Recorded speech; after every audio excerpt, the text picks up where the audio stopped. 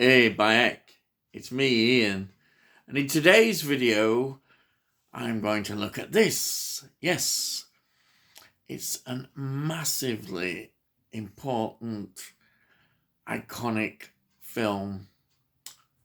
It is The Day the Earth Stood Still from 1951, and this really is a sci-fi classic. And it's more than that. It's got its place in the history of film as one of the great films of all time.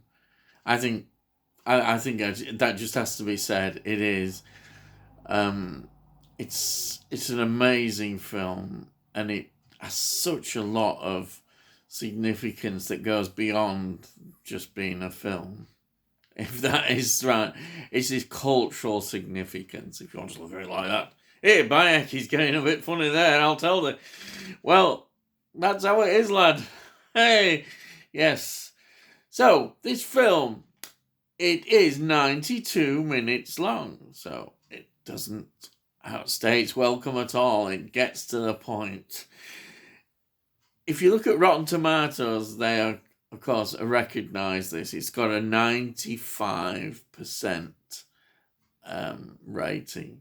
So that even they all agree for once. And over the years, its reputation has just grown and grown. And it's been given awards after awards. And he's always in those lists of the great films. This really is something special. Now, it's directed by Robert Wise. And what a career he had. What a great director he was. And he also didn't just do particular genres. He was very much wide across. I mean, he did West Side Story. He did The Sound of Music, another iconic film. And for me, of course, and a lot of genre fans, Star Trek, the motion picture. And what a wonderful film that is now, finally getting the recognition. And this is the career that this man had. And this film is amongst the greats that he actually directed. It's interesting that this film came from a short story by Harry Bates, and it was called Farewell to the Master. And then they saw this, they liked elements of it, and the screenplay was then developed by Edmund H. North. And they all had this vision when they saw this film of what they wanted to portray. The world is quite an interesting place in 1951. Interesting and very kind of paranoid. It's only 6 years since the end of the Second World War and the dramatic moment when the atomic bomb was dropped. And here we are. The United Nations is in its infancy. The Cold War is starting to stoke up. We've got the Korea situation.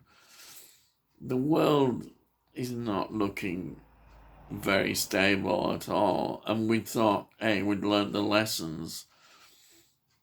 The world is pushing towards more and more destruction, as many people saw it. The Second World War was not the war to end all wars like they thought the First World War was. The Second World War is not. The atomic bomb has really now meant that the world could effectively destroy itself. These were big issues. And of course, America had a lot of paranoia to some extent about its own situation in the world. the power that it now had against, because the Soviets. So this is all going on in the background, and people perhaps who saw this, particularly in an artistic, cultural sense, wanted to make statements about that situation, and this is how the screenplay developed in that. And it's such a well-written screenplay. It's wonderful the way it just hits everything, and with the direction style of Robert Wise, we have a great combination, and this is what we get. The film almost has a documentary style as well to it as it unfolds, and there's so many metaphors and images that we can talk about, which we will. I'll just quickly mention the cast. Now, Michael Rene plays Klaatu, who is effectively in his first major Hollywood role. He was a Yorkshireman. Aye, a Yorkshireman. We always get a Yorkshireman somewhere. Well, he was a Yorkshireman as well. Born and bred in Yorkshire, but who had the transatlantic accent. So you don't hear all this and that, but anyhow, this was an important role for him, and he immediately loved the script, and he gave it that, in the role, that wonderful stature, definitely. And he proved himself to be a really exceptional actor, and he went on to do lots of things in films, but I don't think anything quite eclipsed this role. Though it's interesting, I noticed that he appeared in a lot of the TV series that I loved from the 1960s, such as The Invaders. A very interesting comparison there. He was in Batman, Man from U.N.C.L.E. Oh, yeah. He was in some of these series. Oh, fantastic. Tragically, he died quite early. He was 61 years old. He died in, I think it's 1971. Yeah, 1971 he died. But he'll always be remembered, I think, in this role. He just was perfect in this role. Then the leading actress was Patricia Neal. She, of course, again had quite a distinguished career. An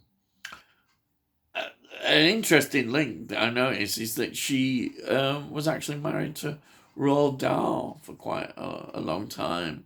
They had a lot of children. They had 5 children together, and they suffered quite a lot of heartache as well within their marriage. That is another connection. Anyhow, now the other character, Sam Jaffra, he played the Professor Barnhart.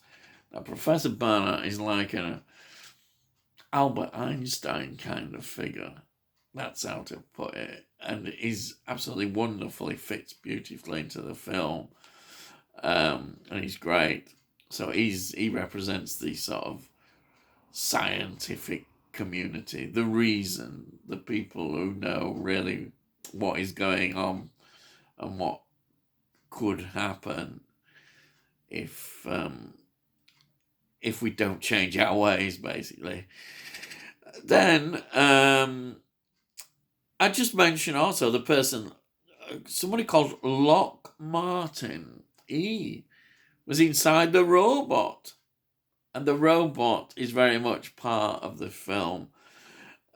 Gort, that's the name of the robot. But that image, you see it, it's an iconic image as well, as it's there outside, stood tall, and there's the flying saucer behind the spacecraft. It's such a great image. So the film, the concept of the film is that he has come from space to deliver a message to the whole of the mankind. And Earth is not really ready for the message, or it seems like it. But he is quite surprised, I think. And therefore he needs to learn a bit more, and that's what he does. He goes amongst the people. But that thought is pretty horrific. That to the establishment, because they're basically saying it can't be done. We can't get everybody together, to listen to your message, and that is how the film develops. As I say, in this also documentary kind of style, as well as the drama as well, and we get to see all sorts of images, and we get to see the philosophies, and we see it all taking place, and he is learning more and more about what is going to happen. And of course, we get to the end in a very dramatic way. The story has often been seen, people look at it as a metaphor for even Jesus Christ, delivering his message to mankind, ascending down, and then people not really taking this on board, rejecting it to some extent, then him being killed, then his resurrection, and then after delivering his message, ascending back up into there's lots of metaphors seen in that story with this, and also even the name that he uses, JC's initials are, and Carpenter. I mean, Carpenter, that's just fits beautifully into that. But that's just one idea about it. You can see it really, if you look at it, as a plea almost that something needs to change, that we need to get together and stop the destruction of the earth. I mean, that it couldn't be more blatant than that. Now, it's interesting that if this film have come out a few years, not that many years later, we would have been in the McCarthy area, where, well, in the McCarthy area, you've got a witch hunt going on in Hollywood against directors, writers, who are all believed to be communists and undermining the system. Because one thing we do know about the strength of science fiction, I think, and it still is, I mean, nowadays, people are still complaining about, sometimes, saying, no, we have this terrible word that we're always going on about woke and all that stuff, nonsense, where people go on. Well, this would have been considered at that time that, you can't do that, you can't do this, it's terrible, blah, blah, blah. People actually having strong messages to say to the world. But this film escaped all that. And it, to some extent, as we see in, Invasion of the Body Snatchers, because in the 50s we get lots of different sci-fi movies, and they could put certain messages often within these sci-fi movies. And I think, to some extent, Invasion of the Body Snatchers is very much a response to what happened to Hollywood. um, in this witch hunt that happened. But I said this film was just before that really got going, and it made such a dramatic effect, and still does. When you watch this, it's so powerful. I mean, it's amazing. You just watch it. Everything about this film. I mean, I even love the designs. The designs are so good in this film when you watch it.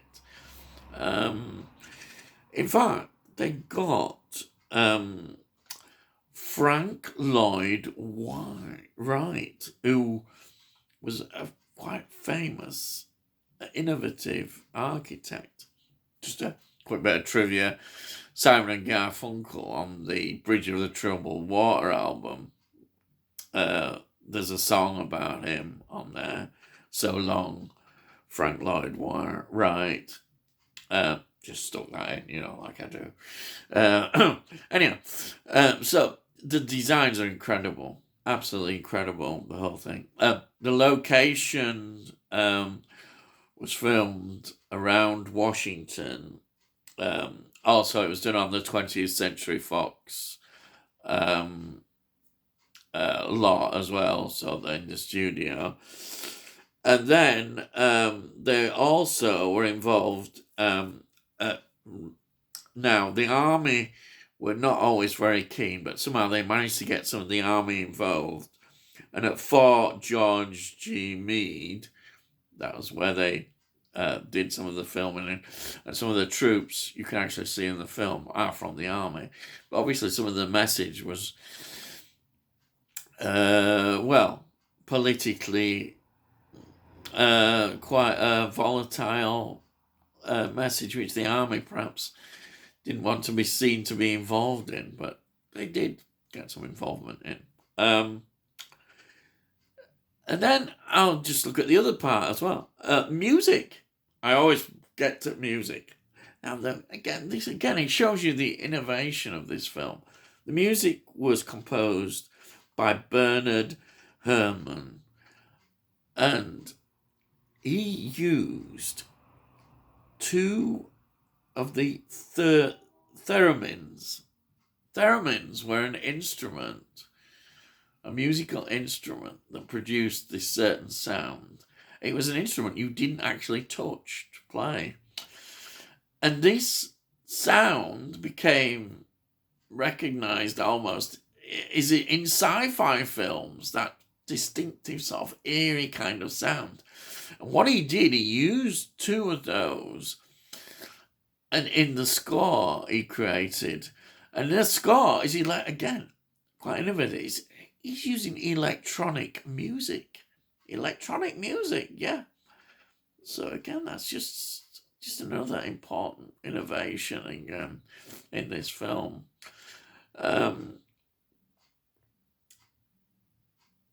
It's so enjoyable, this film, and you love it. Honestly, it's a great story, great acting, everything about it I love, and I recommend it.